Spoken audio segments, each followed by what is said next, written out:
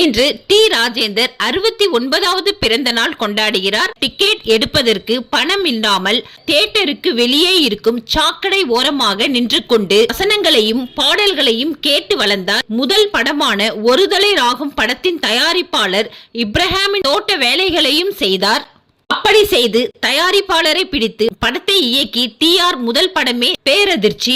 ஆம், மிகப்பெரிய ஹிட் அடித்த அந்த படத்தில் டி ராஜேந்தரின் பெயர் இடம்பெறவில்லை. மனம் தளராத அவர் அடுத்தடுத்து ஹிட் படங்களை கொடுத்து தன்னை ஒரு ஆளுமையாக வளர்த்து கொண்டார். கல்லூரிக்கு சேரும் போது தாடியை ஷேவ் செய்து கொள்ள முடிவெடுத்தாராம். உறவினர் ஒருவர், இவன் மூஞ்சிக்கெல்லாம் ஷேவிங் ஒரு கேடா, காசும் பிளேடும் மிஞ்சும் என்று சொன்னாராம். வாழ்க்கையில் வென்ற பிறகுதான் தாடியை ஷேவ் செய்ய வேண்டும் என்று முடிவெடுத்தாராம். அவர் நினைத்தபடி வென்ற பிறகு நாம் வெல்லும் போது இந்த தாடி இருந்ததே, பிறகு ஏன் எடுக்க வேண்டும் என்று அப்படியே விட்டுவிட்டாராம்.